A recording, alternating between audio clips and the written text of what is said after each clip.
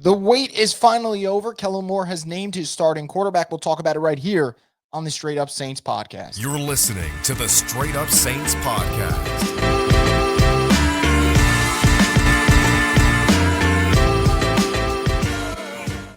What is up, Who Dat Nation? Welcome inside another edition of the Straight Up Saints podcast. I'm your host, Chris Rosvogo, and as always, the Straight Up Saints podcast is brought to you by Scott McNair Injury Lawyers. If you've been injured in any kind of accident, car, truck, 18-wheeler, hurt offshore, Scott McNair handles it all. You give him a call at 504-500-1111 for a free consultation.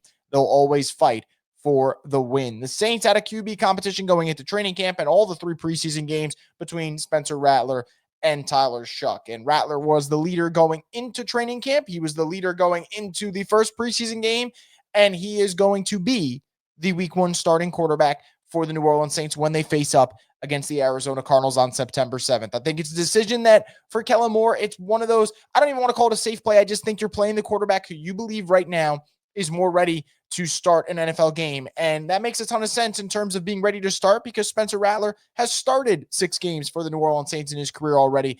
And there is some experience there. We've seen some good. We've also seen some bad. We've seen some exciting first halves. We've seen some, lack of adjustments in the second half during his rookie season. Now with a new offensive system, how is he going to perform? I think the one thing I'll say about this quarterback battle, well, really two, but let me start off with my first one. Even though Rattler is the winner of this competition, I still hold firm that I don't know if anyone really grabbed the bull by the horns and took this competition over. And I guess that's the one reason it's hard to be like super optimistic about the quarterback room. I'm still so excited for Saints football. I think there are certain aspects of this team that are being overlooked in the national spotlight. But when it comes to the quarterback competition, I do think Rattler was definitely the steadier quarterback of the two. And that is why he's going to start. I don't know if either guy at any point, though, looks significantly better than the other. And that part kind of concerns me, right? I think Shough looked okay at times during the first preseason game, but that was against the second and third string guys. Rattler was great in the second preseason game against the second and third string guys. And then you had the third preseason game where, Shough, I thought, outside of a fumble, which was a bad fumble, had a really nice drive to finish off his series. And again, second and third string defense. So no one really played well in the moment where it was there for the taking. Rattler could have won it in the first game, didn't. Shough could have helped himself out in the second game, didn't. And then Rattler in the third game was okay at best. But again, I get it. You're going up against the Cardinals, the 49ers, the Seahawks, and the Bills in those first 4 games. That's kind of like a murderer's row of opponents to start the season, especially when we're talking about what they can do on the defensive side of things. So you start Rattler the first 4 games, and then I think you kind of evaluate from there. If Rattler looks pretty good, if the Saints are playing competitive football, I think you keep things rolling with Spencer Rattler for the rest, well, not the rest of the season, but at least for a little bit longer. If the train kind of comes off the tracks and it seems like Rattler's losing steam and this offense is going nowhere fast and you feel like Shough is developing, you got to play him. Because at least if you have Shough for a 13-game sample size, I think that's enough to make an assessment of whether or not you believe he can develop or not. Whereas if you only play him for, let's say, 6 games, 5 games, whatever, probably not enough of a sample size. And I think it's imperative for the Saints that they get through this season knowing if, hey, can Shough play or can he not play? Because you might have to draft a quarterback in 2026. So for now, it's Rattler.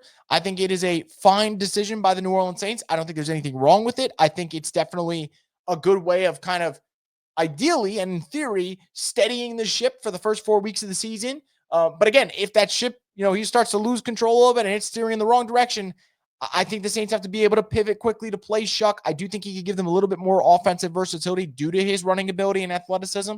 But look, Rattler has been the leader throughout the summer.